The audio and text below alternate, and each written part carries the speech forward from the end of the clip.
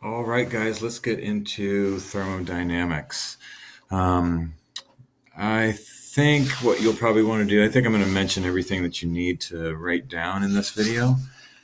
Feel free to stop and pause because I'm going to probably talk faster than you can write. And that's what that pause button is for.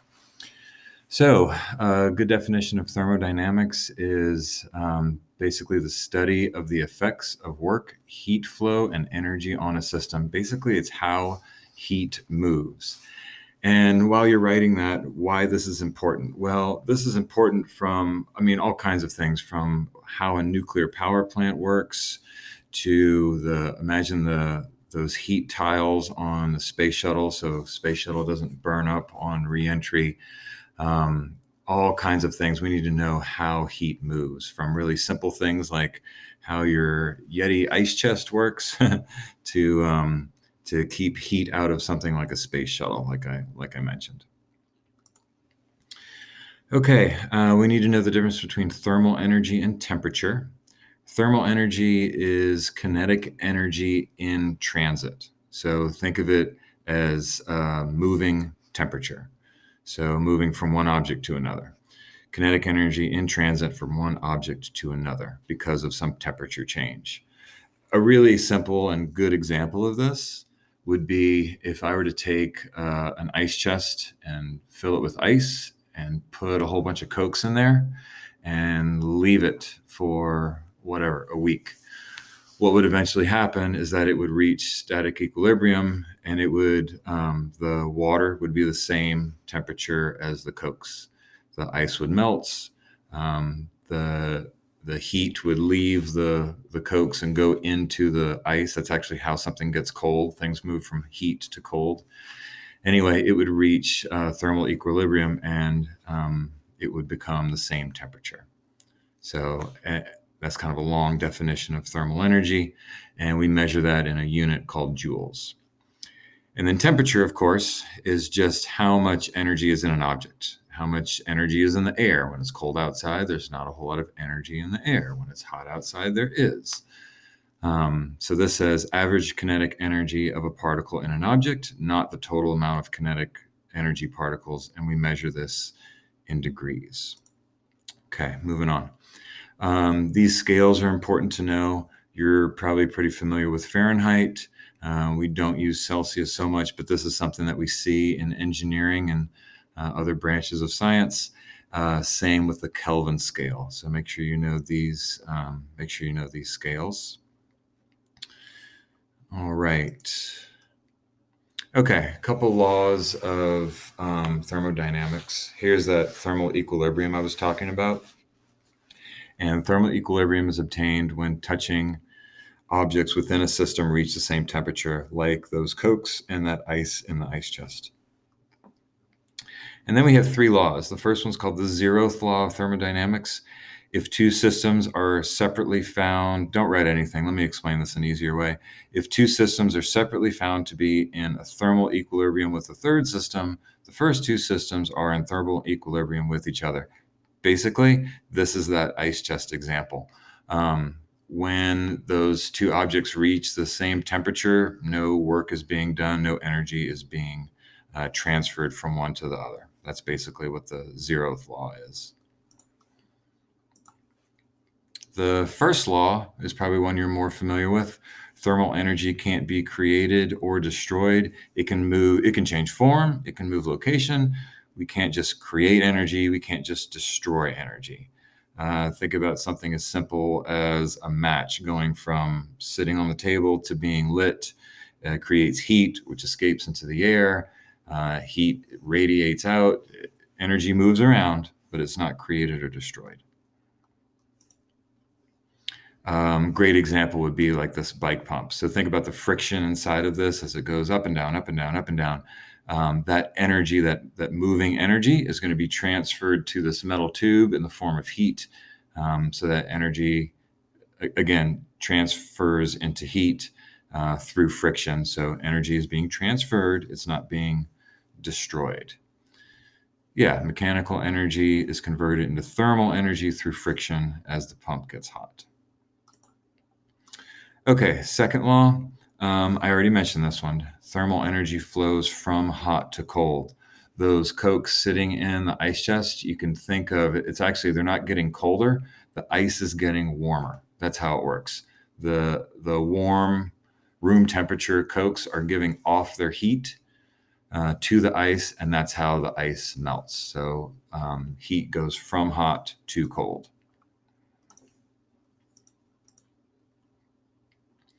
Entropy is a word that we come across from time to time, and basically this means a system going from order to disorder. My example of the match not being lit and then being lit, that's a good example, order to disorder, or a stack of firewood being lit when you go camping at a campfire, order to disorder. Okay, let's get into convection, conduction, radiation. You're probably pretty familiar with these. Let's just go through it. Convection, a good definition would be transfer of thermal energy by the movement of fluid. When a fluid is heated, it expands, becomes less dense, and rises. A great example of this is boiling water, right? Water heats at the bottom of the pot, it becomes less dense, it rises, then it's away from its heat source, it cools, and then it falls, and then that just happens over and over and over again. In older homes, you still see these around from time to time. They're called a radiator, and they radiate heat out, but the convection part of it is in the basement of this house would be a boiler that would boil either oil or water, and that hot liquid, whatever it is, rises up, and that's the convection part. Becomes hot, becomes less dense, rises, and goes through the house. And then it actually would there are these little pathways, and it would weave through these little pathways, and then it radiates the heat out into the room, and that's how rooms would get hot. Conduction, that just has to do with touching, right?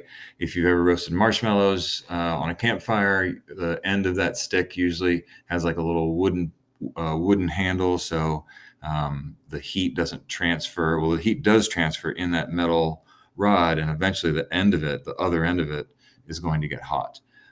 Same reason why the end of the spoon might get hot if the soup was really warm. So transfer of heat through touching is a really simple example. Transfer of heat through touching.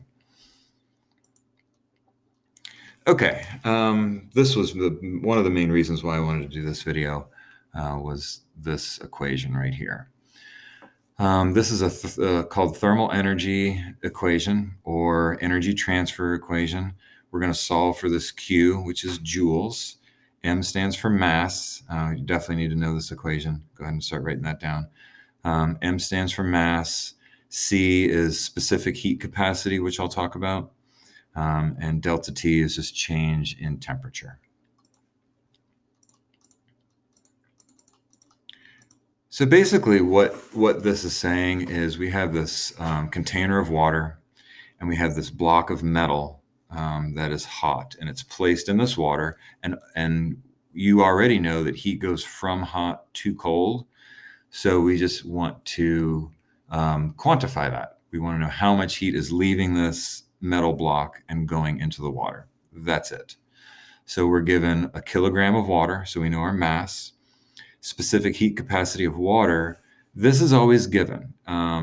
Every single thing has a specific heat capacity. Water, wood, plastic, metal, carbon fiber, whatever. Every substance has a specific heat capacity.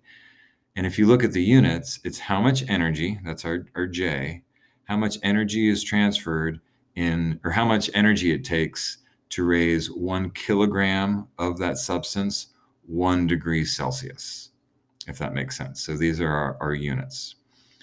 And then it says over time, the water went from 30 degrees Celsius to 25 degrees Celsius. So it changed 5 degrees.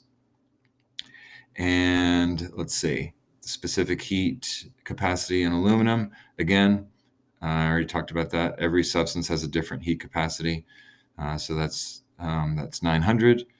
And then the temperature change. Notice the little temperature change in water.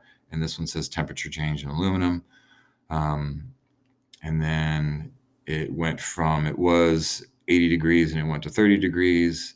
And that's a difference of 50 degrees. And that's all we need to know. Let's go to the next one. So our water ended up gaining some heat. Our aluminum ended up losing some heat. I guess I didn't read through this. Let's do that. Calculate the energy transferred when a block of aluminum at 80 degrees is placed in a liter or a kilogram of water, which is at 25 degrees, and the final temperature becomes 30 degrees. So they're saying the final temperature of that aluminum becomes 30 degrees. Okay. So moving on, this is super simple to set up. Let me make sure I got everything open in my slide. So here's our equation. So Q of water, that's what we're going to try and find out. How much energy transferred into the water? So our mass of water was kilograms, or 1 kilogram. Our heat capacity of water was 4,184. And these are just units, joules over kilograms times degrees C. And then our temperature change of water was 5 degrees C. Remember back here on our previous slide, temperature change in water right here was 5 degrees C. So what I want you to notice about this equation, is that all of the variables have to do with the same thing, meaning water. Kilogram of water, heat capacity of water, temperature change in water, if that makes sense. So all you do is multiply across, super easy.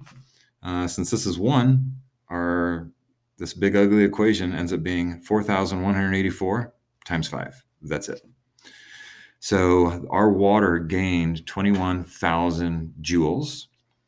And like we talked about, heat can't be created or destroyed. It just moves. So if our water gained 21,000 joules, guess how much energy our aluminum lost? It lost 21,000 joules. You're going to have some practice questions in front of you. And give me 1 second here. Yeah, this one. Don't let number 8 get you confused. It's the exact same thing that I just went over, just with some different numbers. That's it. Okay. We are just about done.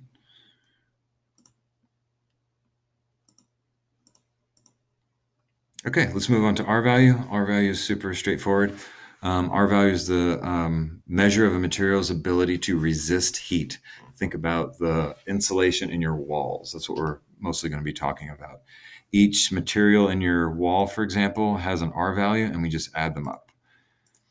Then we're also going to talk about U value, which is basically the opposite. If R value is the ability for something to resist heat, U value is the ability for something to conduct heat.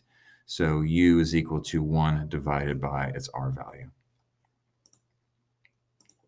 So this is a cross section. Let me get this all pulled up here. This is a cross section of a wall. So if you were to take your wall and cut it in half, you'd be looking at maybe the brick on the outside of your house, or stucco or siding or whatever. And then see, it gives an R value of 0.8. Then there's a little gap of air. Air has an R value, not much, 0.17. And then here's some foam insulation. An inch of it is 7.20. Fiberglass insulation has an R19. That's the biggest number, right? R19. And then the drywall, what you're looking at on the inside of your house that's painted, that is 0.56. So if you look right here in red, these are all the numbers that I just went through. We add them up, and that wall has an R value of 27.7. Simple as that. Higher the R value, the more resistance of heat. So when you heat your house in the winter, the heat is desperately trying to get out. So the more insulation you have in your ceiling or your attic, your walls, the warmer your house can be. If you have a lot of windows in your house, those just suck energy right out of your house. If you walk around your house, I'll bet you'll find out that the little heater vents, a lot of them are in front of windows, and that's for a reason, to kind of block some of that heat from leaving your house. And then the only other thing I want to mention, notice this says wall cavity. So if you look at my pointer and I just go straight through here, if I measure or if I calculate the R value of every substance I just went through, that was what's called the wall cavity. This says what's the R value at a stud location. So if I omit this fiberglass insulation, but I do count this piece of wood, if you haven't seen a wall being constructed or construction on a house, we have studs running vertically every 16 or so inches. And this is just a representation of that. So again, if I bring my laser pointer and I go all the way through, notice I did take into account the R value of that 2x6 stud, but I did not go through this pink insulation. So notice that's the only difference with this calculation. Notice it doesn't have the 19, but it does have the 6.88 for the stud location. So that's all that means. Don't worry about that too much. Okay, let me just walk through your assignment real quick. Guided notes and everything 1 through 6 I covered in this video. Here's that calculation that you're going to do that I just talked about. Difference between R and U value. And then this one is just a little scenario, kind of like that last slide I went through. Here's your current wall and what it has inside of it. And you're going to calculate the R value. And I give you the answer here, and I just want you to show me your work. And where you get that information is right here. So I'll actually walk you through one of them. So this is brick face 4-inch, and then particle board 3/4 of an inch. So if you look right here, brick 4-inch face, that's going to be a 0.44.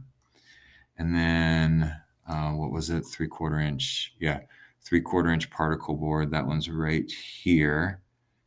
And that's 0.94. Only other thing I want you to be careful of is when you get down here, R value per inch. So look, fiberglass bat, do I have that on this one? I think I do. Fiberglass bat, 2 inches. Oh, and if this is per inch, then right here, I need to go 3.142 times 2, if that makes sense. So you're going to give me the R value for the existing wall. And then it says you want to add these things. So then you're going to give me my new R value, which will basically be this plus what I'm going to add to it. And you should get these answers. Let me know if those are not correct, but they should be. Okay, that's all I got for you. That's pretty straightforward. Please let me know if you have any other questions.